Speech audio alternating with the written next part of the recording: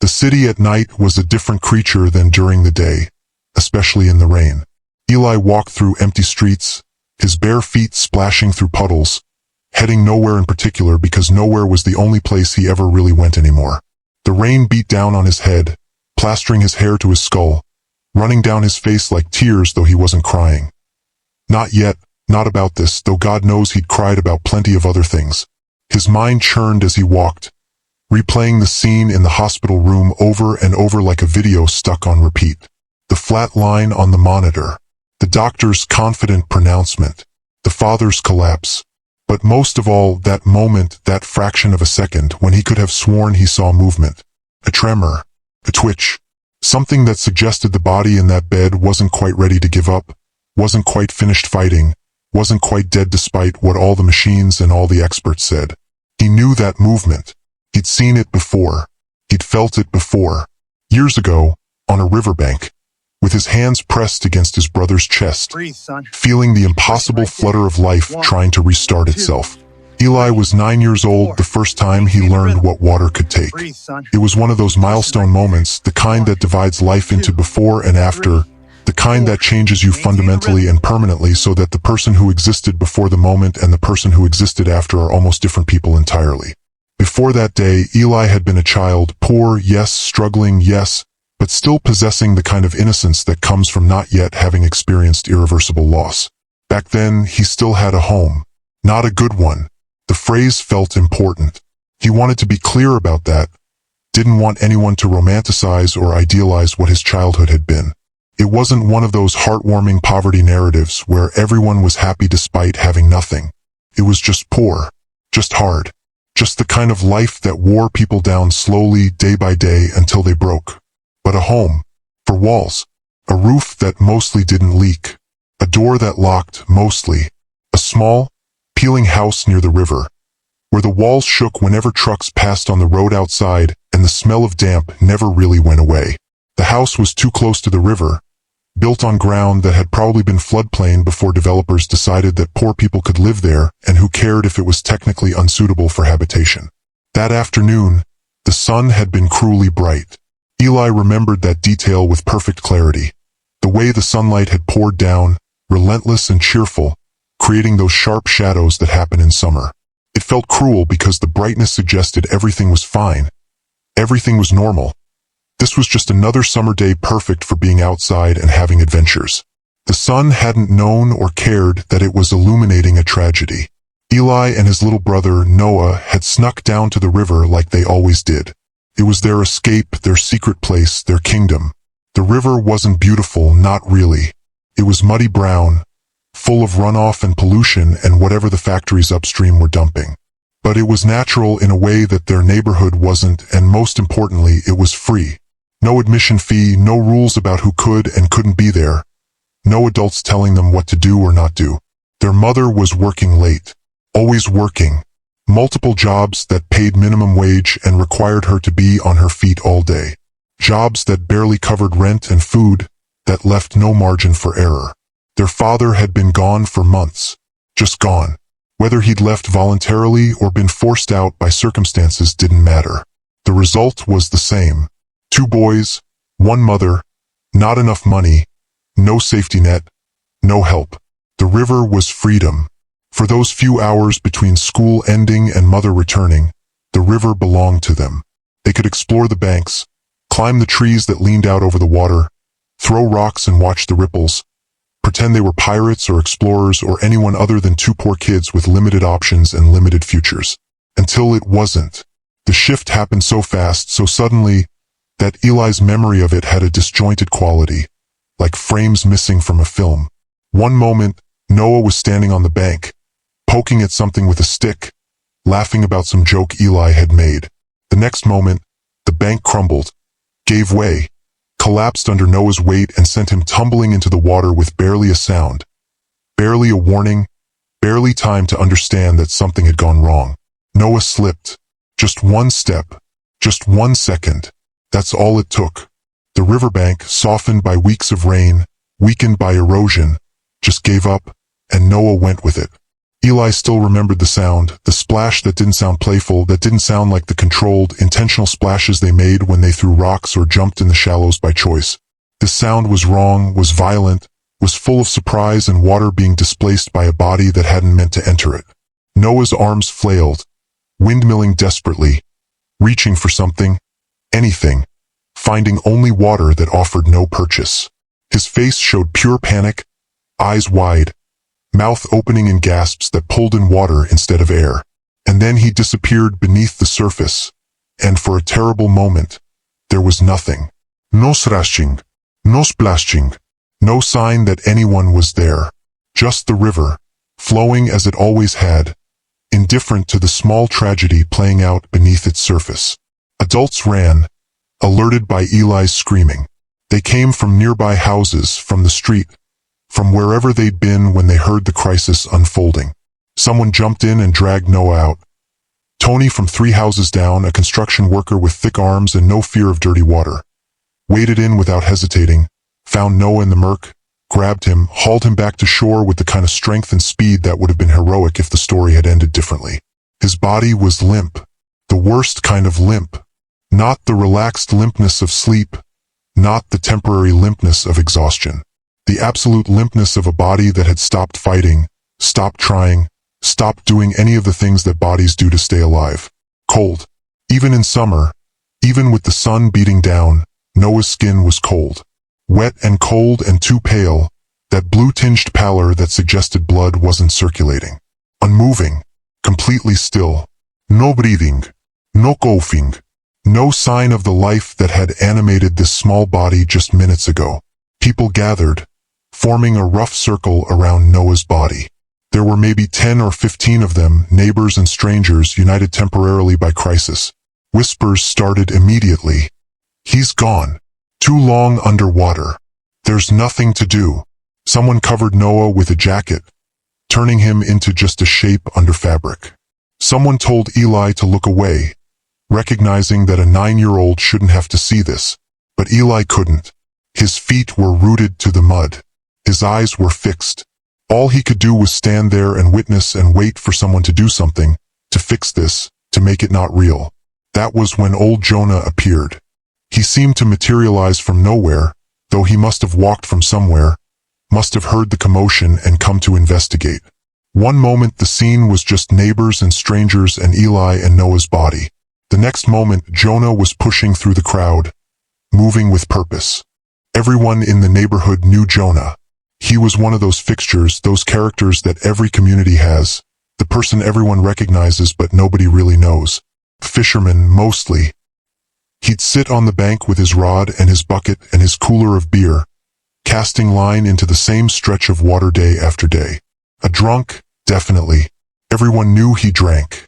You could smell it on him most days, could see it in the slight sway of his walk, could hear it in the thickness of his voice. A nuisance, according to some. He'd talk to people who didn't want to be talked to, tell stories nobody wanted to hear. He smelled like smoke and river water and spoke in a voice roughened by years of being ignored. His clothes were a collection of mismatched items. Work boots with the soles coming loose, pants held up with a rope belt, a flannel shirt that had seen better days. Nobody took him seriously. That was the fundamental problem. Jonah had no credibility, no authority, no standing in the community as someone whose opinions or actions mattered. But that day, Jonah pushed through the crowd and knelt beside Noah with a certainty that cut through everyone's uncertainty. Move. One word, but it had weight, had authority, had the kind of command that made people step aside before they'd consciously decided to. Someone scoffed. It's too late, Jonah. But Jonah ignored them. He simply knelt beside Noah, moved aside the jacket that had been covering him, and pressed his ear to the small chest, listening with intense focus.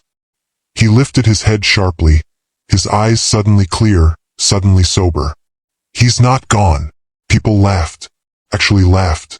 Uncomfortable laughter. The kind that happens when people don't know how to process what someone is saying. Jonah, stop. You're embarrassing yourself. Let the boy rest. But Jonah didn't stop. He positioned himself carefully beside Noah, his hands moving with practiced precision. He tilted Noah's head back, creating an open airway, cleared his airway with his fingers, placed his hands carefully on the small chest, fingers interlaced, positioning them over the sternum at exactly the right spot, and began pressing, slow, deliberate, relentless, not frantically, not with panic speed, with steady, measured rhythm. The compressions were deep, but not violent, controlled force applied with confidence. 1, 2, 3, 4, 5. Jonah counted under his breath, maintaining the pace. Every 30 compressions, he stopped, tilted Noah's head back further, sealed his mouth over Noah's and breathed. Rescue breaths. Then back to compressions. Over and over. People told him to stop. They kept interrupting, kept insisting. Jonah, please. He's gone. This isn't helping anyone. Think about the family. His brothers watching.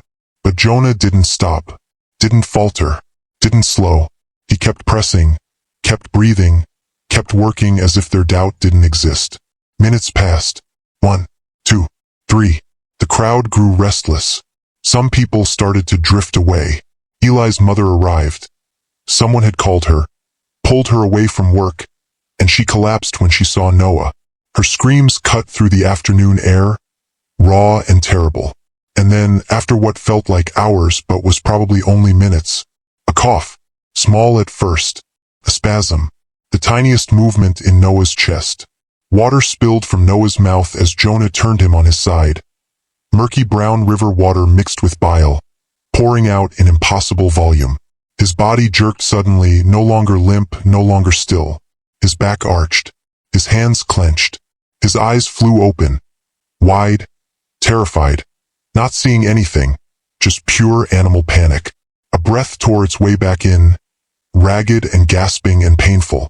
The sound of air being pulled into lungs that had been still, that had been full of water, that had been convinced they were finished.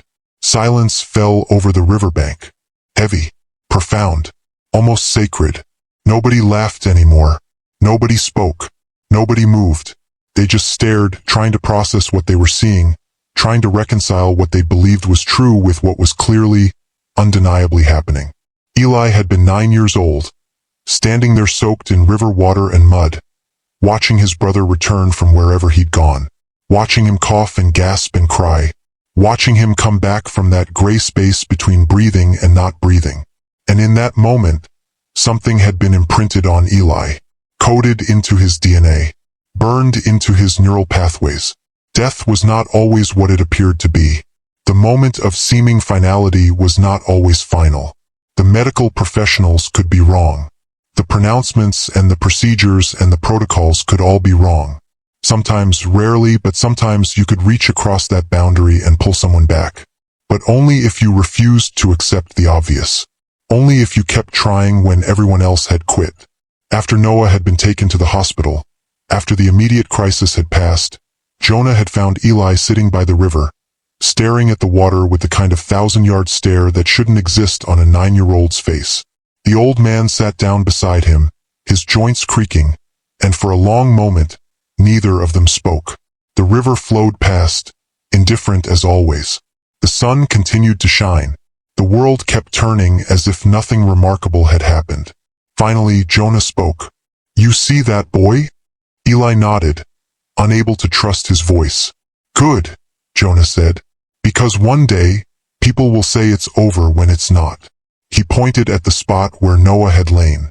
"The body gives up before the heart does. You listen for the fight. You understand." Eli looked at him, really looked at him. This drunk, this nuisance, this man everyone dismissed. He had just performed a miracle. He had brought Noah back from death with nothing but his hands and his knowledge and his refusal to quit. "How did you know?" Eli whispered. "How did you know he wasn't dead?" Jonah was quiet for a moment, his eyes distant, seeing something that wasn't the river in front of them. "I was a paramedic," he said finally. "Long time ago. Before." He gestured vaguely at himself, at his current state, at the years of drinking and decline that had brought him here. "I've seen a lot of people die, and I've seen a lot of people who looked dead but weren't." He turned to face Eli fully. "There's a difference if you know what to look for.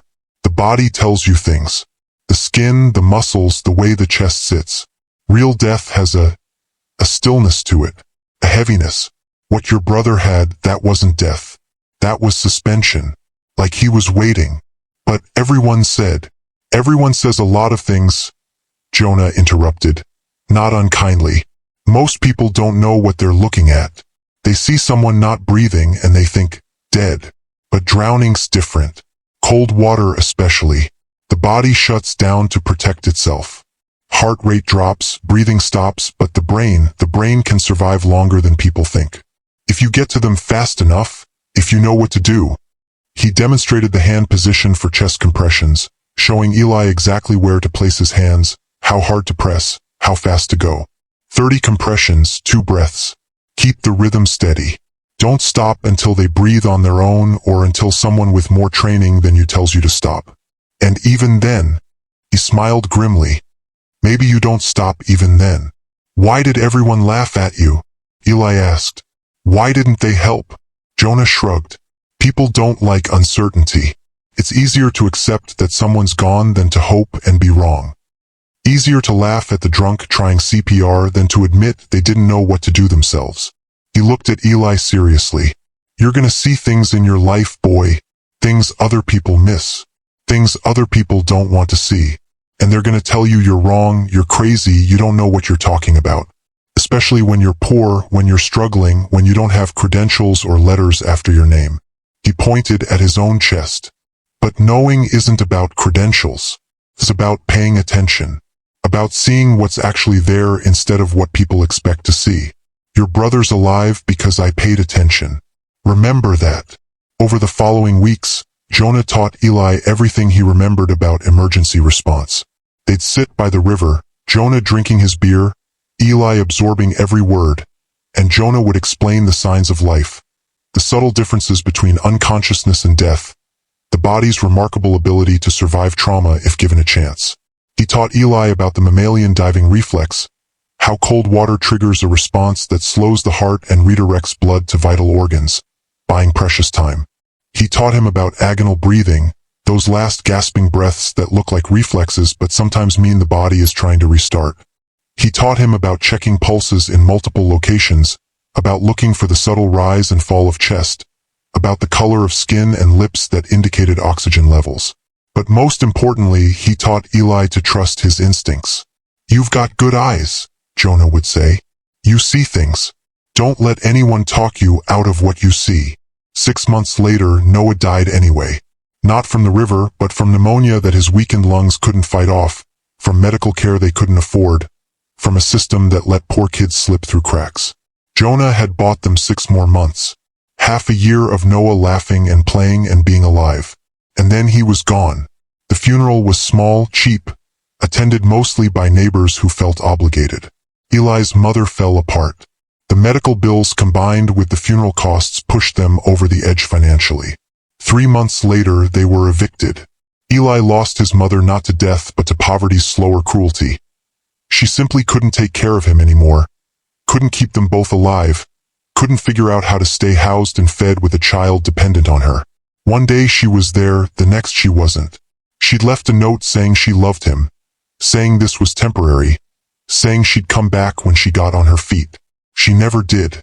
At 10 years old, Eli became one of the city's invisible children, sleeping in doorways and under bridges, eating from dumpsters and soup kitchens, aging rapidly in the way that poverty ages people, losing the softness of childhood and gaining the hardness of survival. But he never forgot Jonah's lessons. And now, years later, standing in the rain outside a hospital where doctors had just pronounced a boy dead, those lessons screamed at him.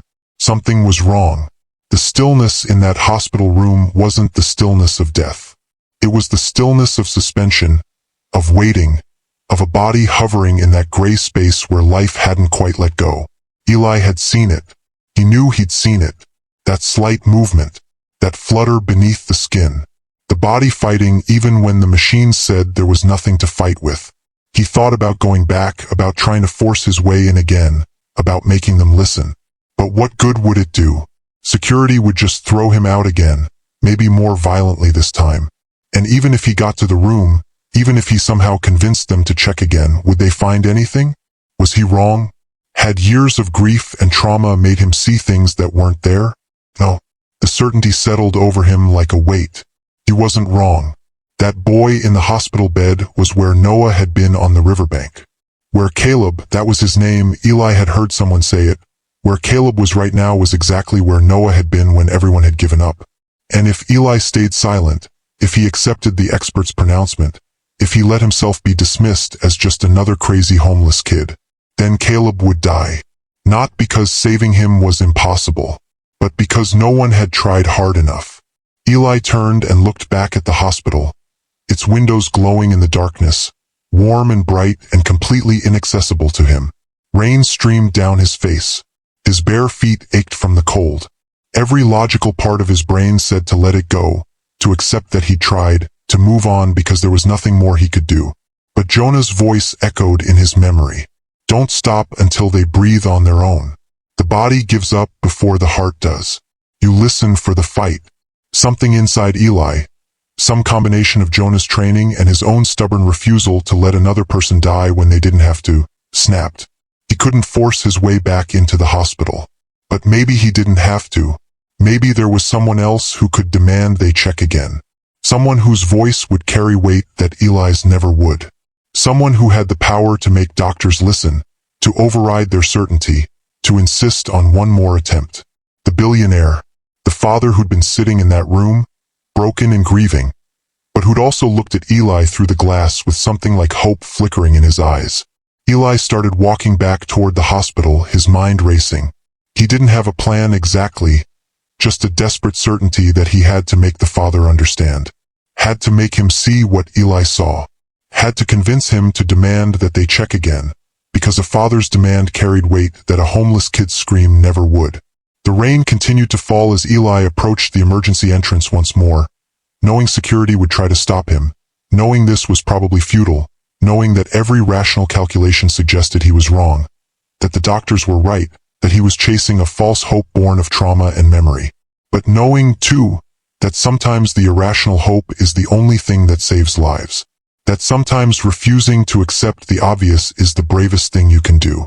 That sometimes the voice everyone dismisses is the one telling the truth everyone needs to hear.